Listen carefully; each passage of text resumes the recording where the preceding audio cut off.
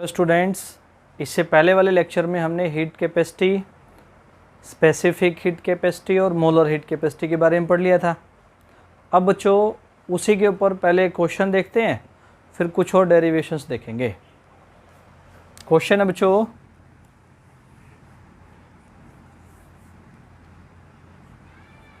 $54 gram of aluminium is heated by providing heat of 12 kilojoule. Heat कर दिया, कितने heat दे करके बच्चों? 12 किलोजूल की हीट दे करके। तो आपने कैलकुलेट करना है इसके लिए, देन कैलकुलेट 54 ग्राम एल्यूमिनियम के लिए heat capacity, specific heat capacity और क्या, एंड मोलर हीट कैपेसिटी।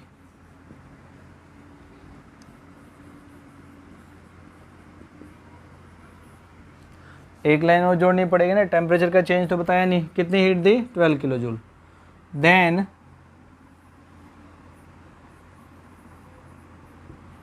उसका जो टेम्परेचर है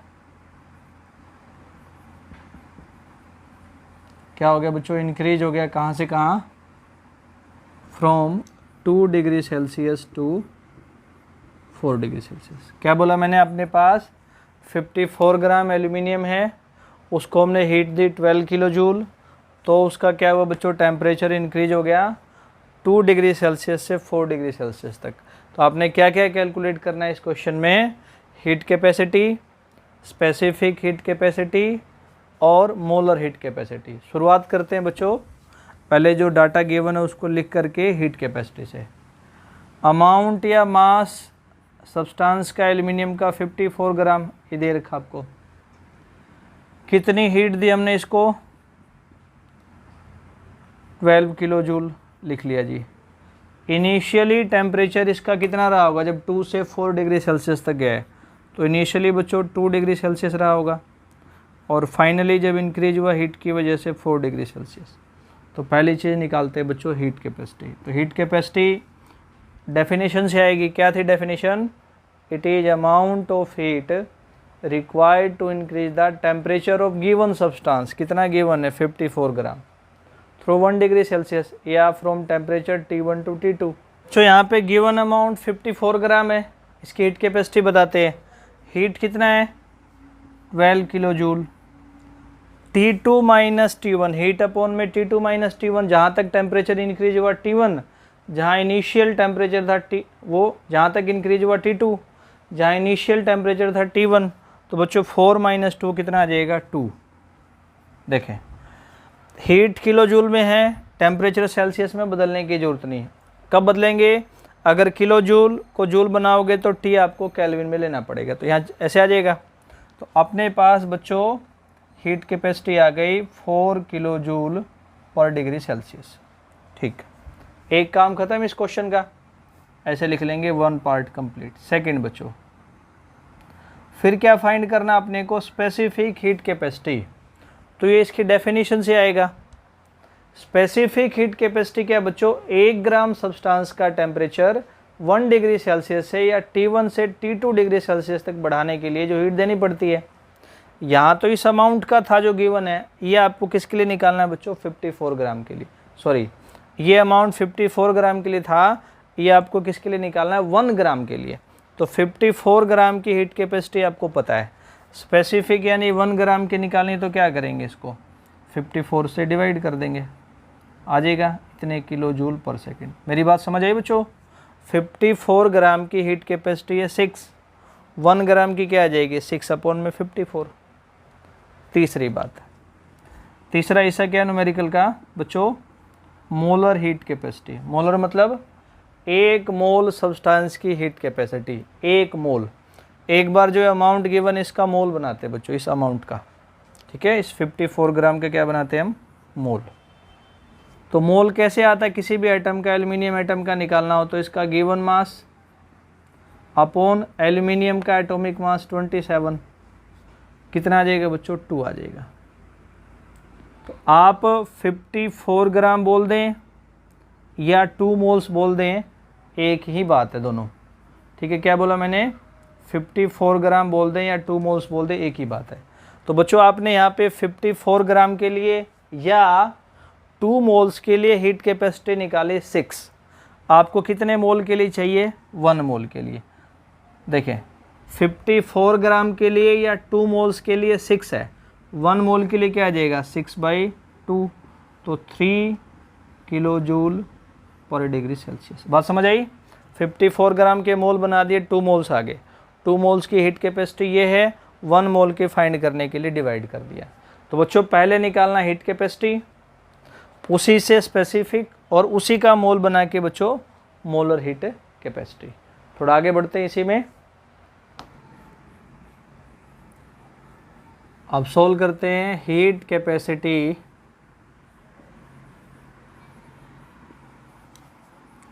एट कांस्टेंट वॉल्यूम। सी के साथ भी लिख देंगे। सी हीट कैपेसिटी है बच्चों, कांस्टेंट वॉल्यूम पे है तो उसके साथ क्या लगाना है, वी लगाना है, ठीक है। चलो इसको फाइंड करने के लिए, कैलकुलेट करने के लिए एक बार हम फर्स्ट लॉ ऑफ थर्मोडायनेमिक्स को याद करते हैं। तो उससे हीट की इक्वेशन आई थी एक,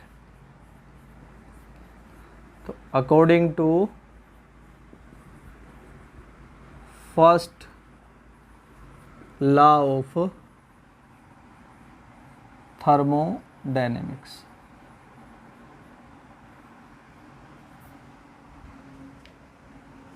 delta Q equal to D U plus P D V. कहेंगे सर ये नए स्टाइल में क्या लिख दिया। देखिए बच्चों ये भी सिंबल डेल्टा है या ये लिखे तो डी है। ये किसी भी क्वांटिटी के साथ लगा हो तो ये डिनोट करता है कि उसके अंदर स्मॉल चेंज हुआ है, स्मॉल इंक्रीज हुआ है या स्मॉल डिक्रीज हुआ है। और अगर कहीं डेल्टा लगा है ये ट्रायंगल जैसा, तो ये किसको शो करता है, लार्ज चेंज को। तो ऐसा मैंने चेंज की फॉर्म में लिखा। अब बच्चों हीट कैपेसिटी का फॉर्मूला क्या अभी पढ़ा आपने, जो हीट देनी पड़ेगी टेम्परेचर को इंक्रीज करने के लिए T1 से T2 या पर डिग्री सेल्सियस से, तो हीट का चेंज लिख दिया, इधर टेम्परेचर का चेंज लिख दिया। तो बेटा हीट की वैल्यू इस इक्वेशन से उठा के यहाँ रख सकते हैं। तो मान लिया, ठीक से समझने के लिए इक्वेशन 1 है। तो क्या अब बच्चों इस हीट की वैल्यू को इक्वेशन 1 से उठा के यहाँ हीट कैपेसिटी में पुट कर देते हैं। आई बात ध्यान में, ये काम करते हैं। Put the value of heat from equation 1 to equation 1 से कहाँ रखें उठा के उसको, हीट कैपेसिटी के अंदर यहाँ रखते हैं इसको। तो क्या आ जाएगा, C equal to D U plus P D V divided by D T. ठीक है, ये बात समझ आई। हीट कैपेसिटी की वैल्यू को बच्चों मैंने यहाँ पे उठा करके रख लिया। अब क्या करना है, इस इक्वेशन का बच्चों डिफरेंशिएशन करवा देना, इसको टुकड़ों में बताओ विद रिस्पेक्ट टू, ठीक है। क्या बोला मैंने, इस इक्वेशन का बच्चों डिफरेंशिएशन करवा दो with respect to temperature, temperature के रिस्पेक्ट में, कौन सी कंडीशन में, एट कांस्टेंट वॉल्यूम। इसको टुकड़ों में बताना है डिफरेंशिएट करके, टेम्परेचर के रिस्पेक्ट में at constant temperature, constant volume. differentiate the equation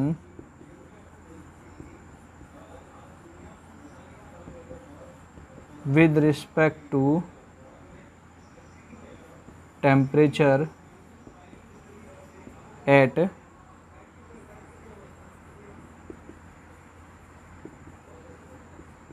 constant volume. तो इस इक्वेशन का करवाना है बच्चों, तो हीट कैपेसिटी हम लेके चल रहे हैं कांस्टेंट वॉल्यूम पे, इसका कराते हैं इंटीग्रेशन du/dt। लो जी, कांस्टेंट वॉल्यूम पे प्लस, देखिए बेटा P कांस्टेंट है ना, इसके आगे डी लगा हुआ, कोई चेंज नहीं हो रहा, तो डिफरेंशिएशन से बाहर P dV/dt वॉल्यूम के रिस्पेक्ट में।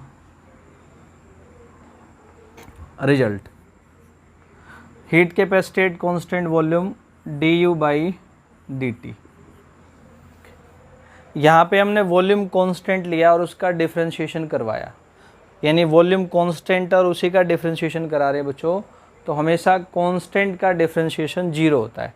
P से मल्टीप्लाई करेंगे सारी वैल्यू जीरो आ जाएगी, तो क्या आ जाएगा heat capacity at constant volume किसके इक्वल, du/dt के। हम इसको ये भी लिख सकते हैं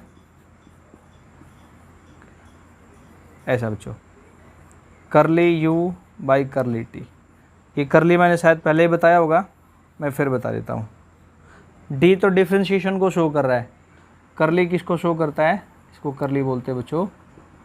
ये शो करता है बच्चों किसको, पार्शियल डिफरेंशिएशन को।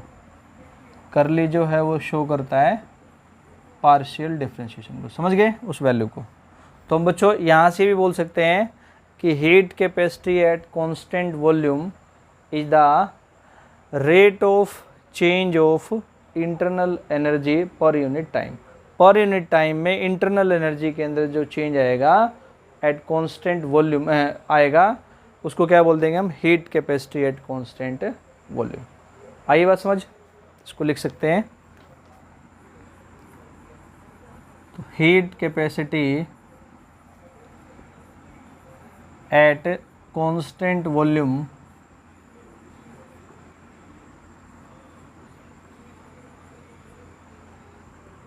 Is rate of change of internal energy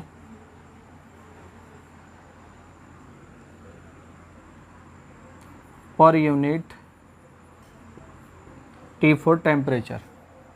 अगर मैंने टाइम बोला है तो ठीक करेंगे, टेम्परेचर, चेंज इन टेम्परेचर, ऐसे इसको बोल सकते हैं।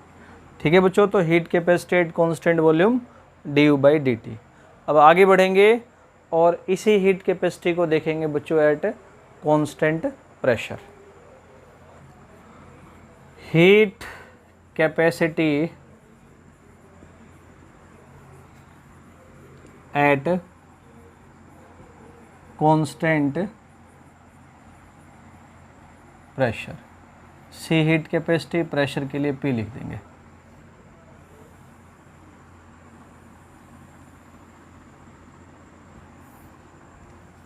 शुरुआत पहले वाले डेरिवेशन की तरह ही, पहले हीट का फॉर्मूला लिखते हुए फर्स्ट लॉ ऑफ थर्मोडायनेमिक्स से बच्चों, यहाँ लिखेंगे पहले according to first law of thermodynamics. क्या बोलेंगे, डेल्टा Q इक्वल टू, लिखा था ना भी du plus PdV, small change. Heat capacity क्या है, heat given to increase the temperature, मान लिया फ्रॉम T1 टू T2। पहले की तरह बच्चों इसको इक्वेशन 1 मान लो, तो वही put the value of heat from equation 1 into heat capacity. Heat की वैल्यू इक्वेशन 1 से हीट कैपेसिटी में रखना है। put the value of heat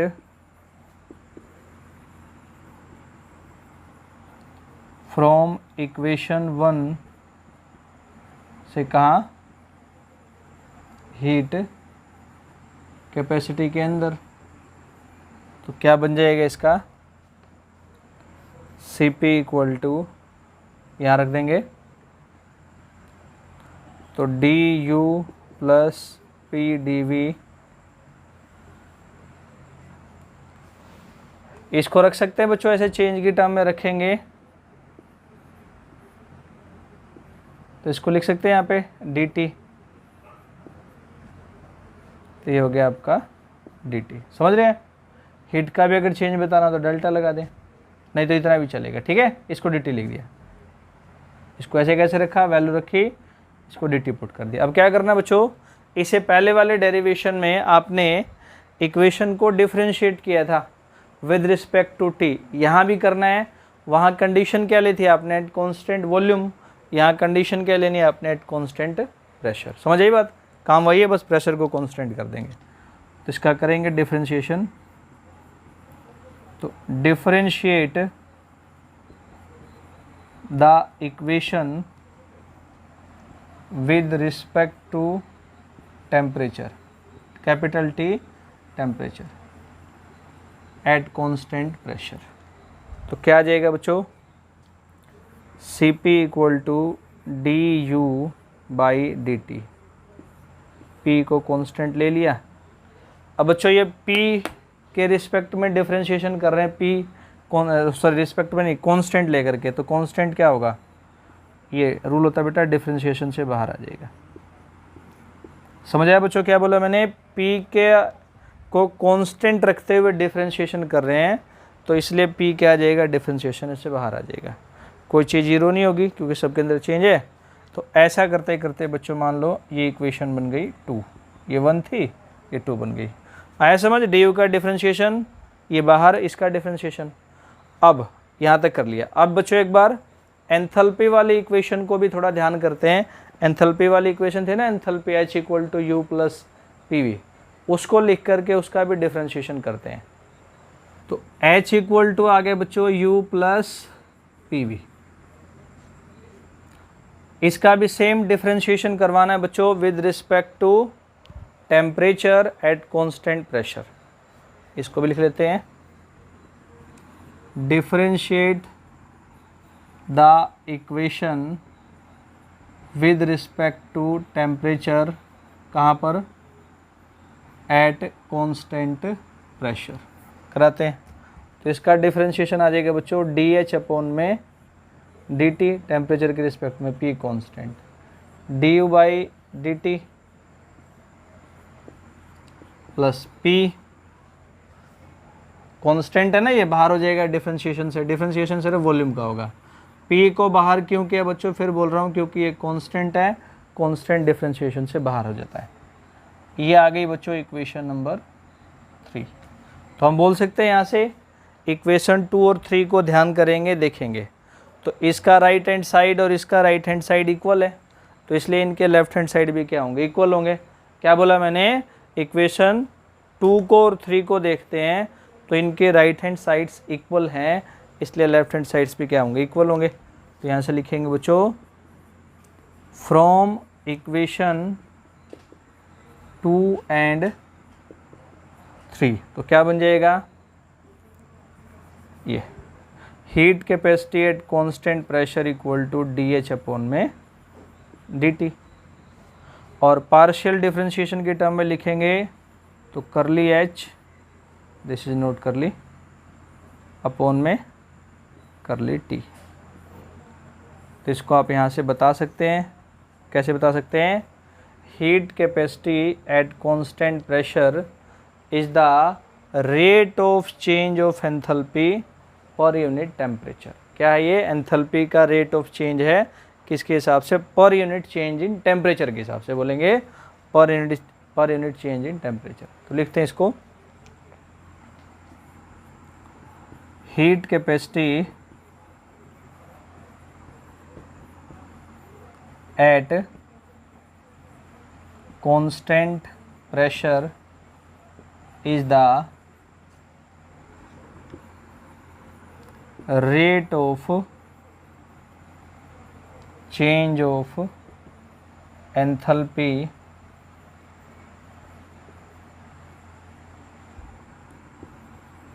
per unit change in temperature, per unit change in temperature के साथ।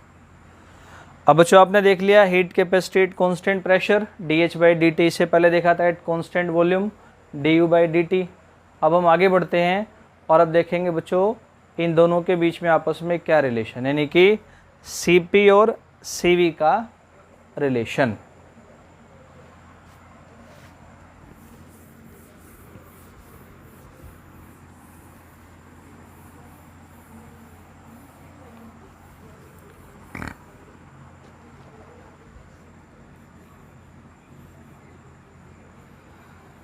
relation between heat capacity at constant pressure and heat capacity at constant volume CV। तो शुरुआत करते हैं इनके फॉर्मूला से। Cp इक्वल टू लिखा आपने बच्चों अभी अभी क्या, dH/dt लिखा ना। Cv क्या लिखा, du/dt। मान लिया बच्चों ये इक्वेशन 1 है, ये इक्वेशन 2 है। क्या कर दें, इक्वेशन 1 में से इक्वेशन 2 का सब्सट्रैक्शन करा दें, तो क्या बचेगा, Cp minus Cv equal to dH/dt minus du/dt। ऐसा बस सब्सट्रैक्शन करा के लिख दिया और मैंने कुछ नहीं किया। ये जो आगे बच्चों मान लो इसको रिजल्ट को बोल लिया इक्वेशन नंबर 3। अब एक बार एंथैल्पी को फिर से याद करते हैं। तो बच्चों एंथैल्पी वाली इक्वेशन थी H equal to U plus PV। अगर यहाँ से PV को बदलते हैं आइडियल गैस के लिए तो RT लिख सकते हैं, पढ़ा ना अपने आइडियल गैस इक्वेशन में। आइडियल गैस के लिए PV equal to nRT, n number of moles हैं। तो अगर आपके पास n कितना है, 1 मोल है, तो क्या आ जाएगा, PV इक्वल टू RT आ जाएगा। इसको यहाँ रख दिया मैंने, ठीक है, एंथैल्पी वाले को। अब बच्चों क्या करना, जो आपने अभी पढ़ा थोड़ी देर पहले, डिफरेंशिएशन। इस इक्वेशन का भी डिफरेंशिएशन कराना आपने विद रिस्पेक्ट टू टेम्परेचर। यहाँ मैंने नहीं कहा कि वॉल्यूम को कांस्टेंट रखेंगे कि प्रेशर को, बस इसका डिफरेंशिएशन करना है विद रिस्पेक्ट टू टेम्परेचर। ठीक, तो लिखते हैं इसके नीचे ही, differentiate the equation with respect to temperature. शुरुआत करते हैं लिखने से। तो क्या आ जाएगा बच्चों, dH/dt हो गया जी। H का भी डिफरेंशिएशन हो गया, T के रिस्पेक्ट में तो dt से डिवाइड हो जाएगा। टेम्परेचर, T मतलब टेम्परेचर, कैपिटल T बच्चों टेम्परेचर होता है, स्मॉल t टाइम के लिए। इसका कराओ differentiation, du/dt।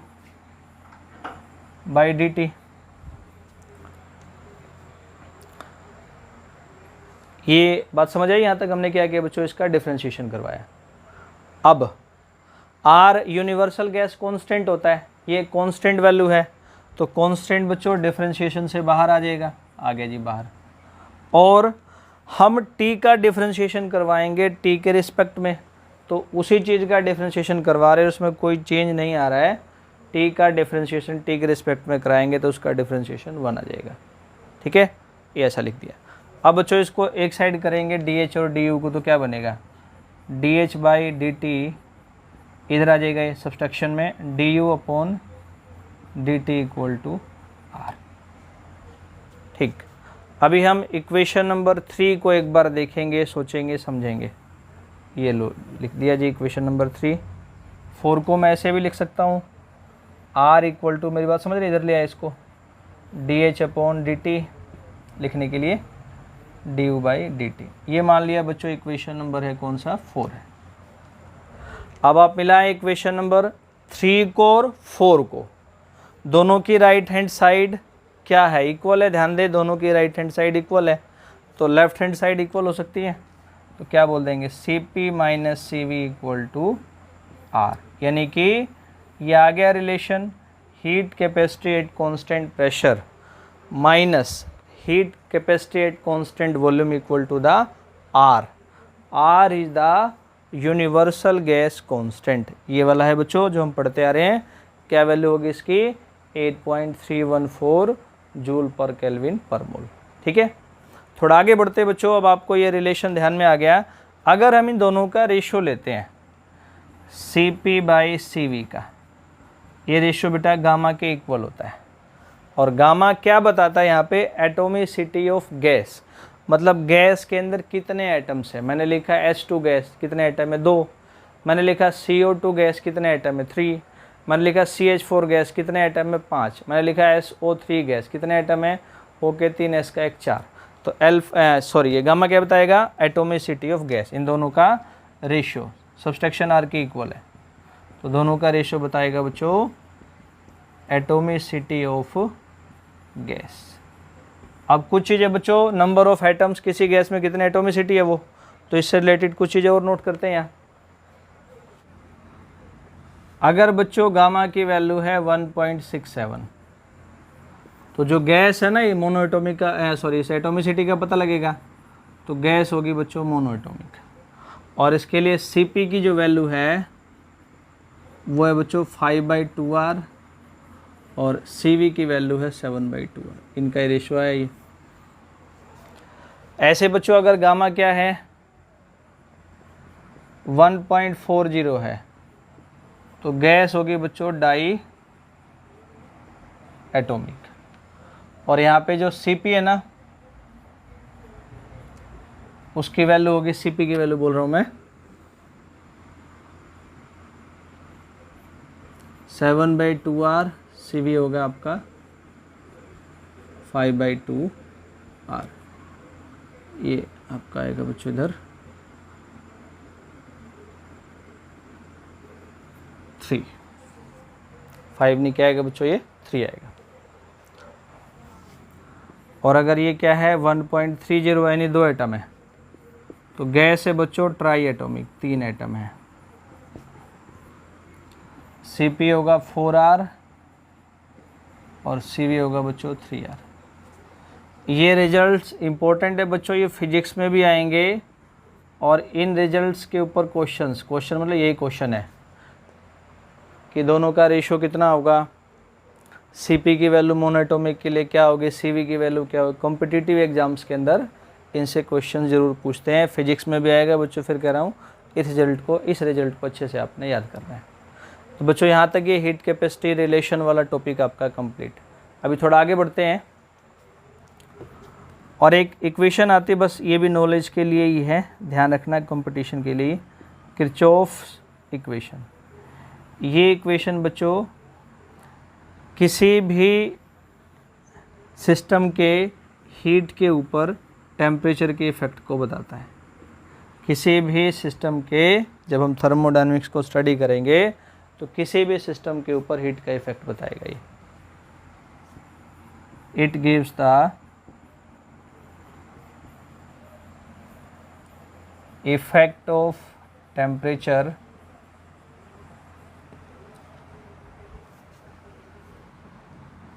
On heat of A system. बताते हैं कैसे आपको। जैसे कांस्टेंट वॉल्यूम, तो बच्चों जो आपने हीट कैपेसिटी के फॉर्मूले लिखे थे ना, एट कांस्टेंट वॉल्यूम du/dt, तो चेंज लिख दिया इंटरनल एनर्जी का, यहाँ चेंज लिख दिया टेम्परेचर का। ऐसे एट कांस्टेंट प्रेशर था dh/dt, तो यहाँ चेंज लिख दिया एंथैल्पी का, यहाँ चेंज लिख दिया बच्चों टेम्परेचर का।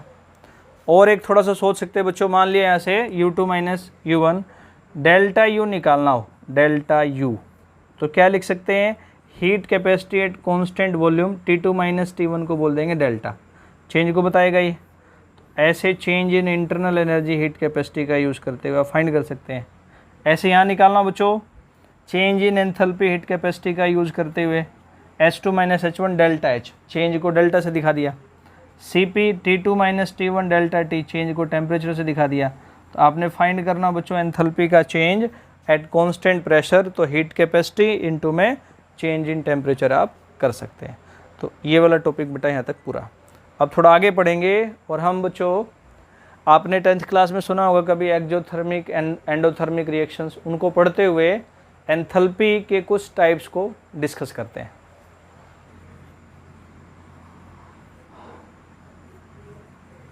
तो एंडोथर्मिक आप सब जानते, फिर बता रहा हूँ, रिएक्शन या बच्चों प्रोसेस। इसको याद तो ऐसे करना, एंडो का मतलब इन, थर्मिक का मतलब हीट, जिसमें हीट इन हो, है ना। यानी कोई भी ऐसा प्रोसेस या रिएक्शन जिसमें हीट इन हो, अंदर आए, हीट एब्जॉर्ब हो, उसको बोलते हैं हम एंडोथर्मिक रिएक्शन। तो लिखते हैं reaction in which heat is, process लिख सकते हो रिएक्शन की जगह, इज एब्जॉर्ब, इज कॉल्ड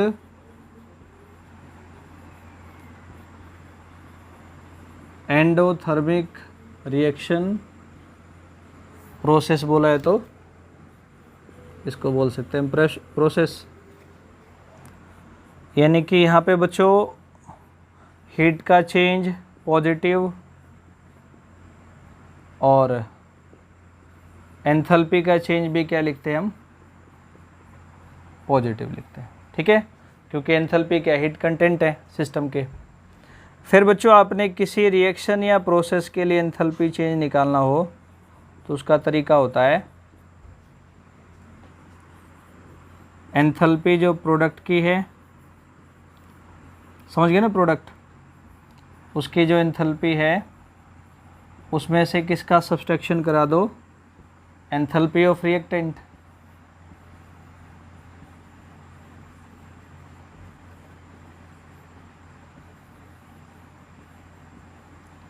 ऐसा सीधा सा फॉर्मूला है। तो बच्चों देखिए आप यहाँ पे डेल्टा क्यू पॉजिटिव या डेल्टा एच पॉजिटिव, ये कब आ सकता है, जब प्रोडक्ट की एंथैल्पी रिएक्टेंट से ज़्यादा होगी। यानी हम बोल देंगे, समझ रहे हैं ना, डेल्टा एच पॉजिटिव कब आएगा, जब प्रोडक्ट की एंथैल्पी बच्चों रिएक्टेंट से ज़्यादा होगी।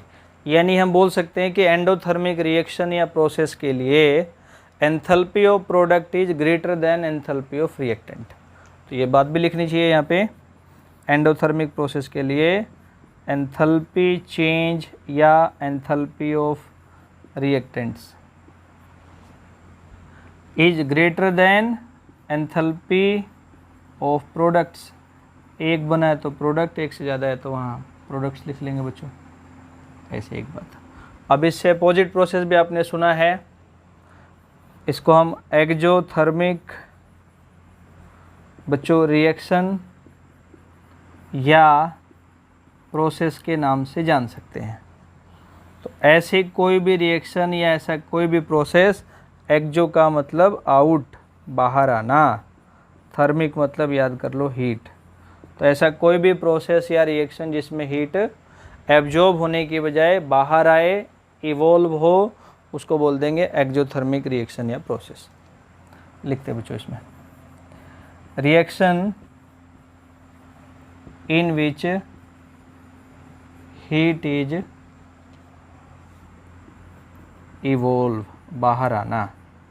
तो आप खुद सोच के देखो बच्चों, मान लिया मार्कर है, एक रिएक्शन है ये, इसमें से हीट बाहर आती है, तो रिएक्शन की हीट डिक्रीज होगी, हीट कंटेंट यानी उसकी एंथैल्पी डिक्रीज होगी। इसलिए यहाँ पर बच्चों एंथैल्पी की वैल्यू नेगेटिव ली जाएगी, हीट की वैल्यू भी क्या ली जाएगी, नेगेटिव ली जाएगी।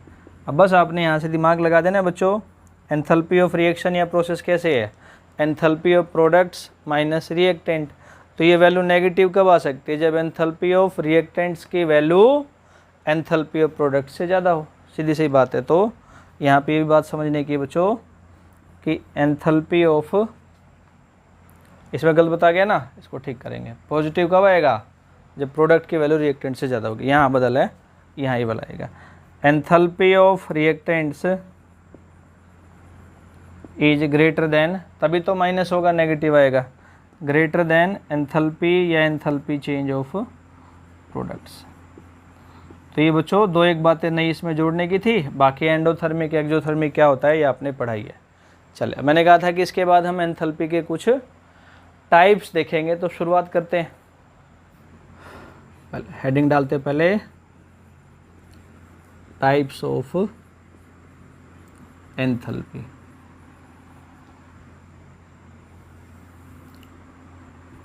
पहला टाइप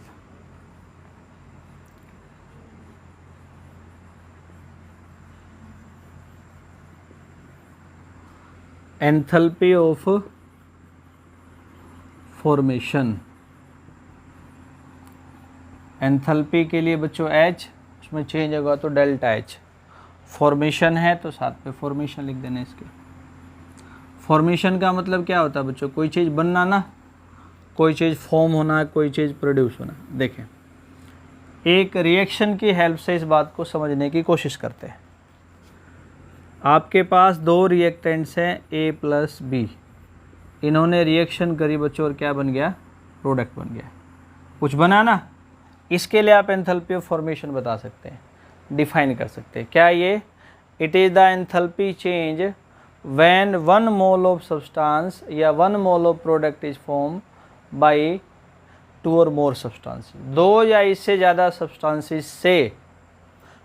ठीक है, जब 1 मोल किसी कंपाउंड की, किसी प्रोडक्ट की फॉर्मेशन हो, A और B जुड़े दो चीज़ें हैं, 1 मोल कोई नया कंपाउंड या प्रोडक्ट बना है बच्चों, इसमें जो एंथैल्पी का चेंज होता है उसको क्या बोलते हैं हम? Enthalpy of formation. लिखते हैं definition, it is defined as enthalpy change when 1 mole of product is formed by, product बनता है किससे? 2 और मोर सब्सटेंसेस, 2 या इससे ज़्यादा सब्सटेंसेस की रिएक्शन से बच्चों वो जुड़ करके कैसे भी बन सकता है। ठीक है, आई बात समझ? अब बच्चों इसी में एक चीज़ और जोड़ दें हम, ऐसे कुछ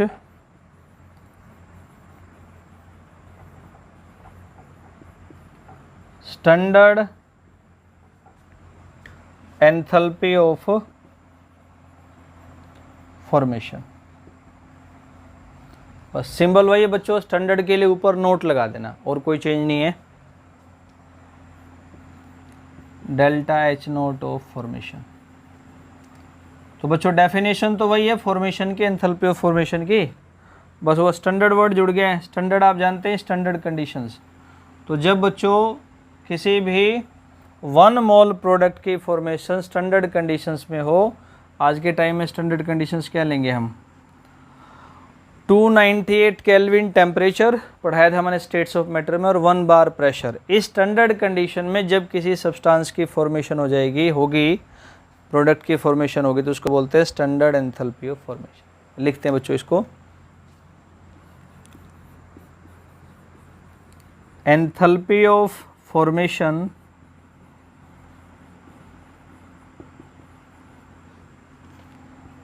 in standard conditions, standard conditions के अंदर।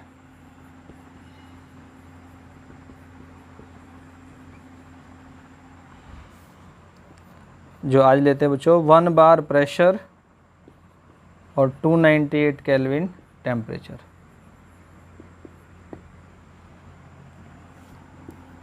Is called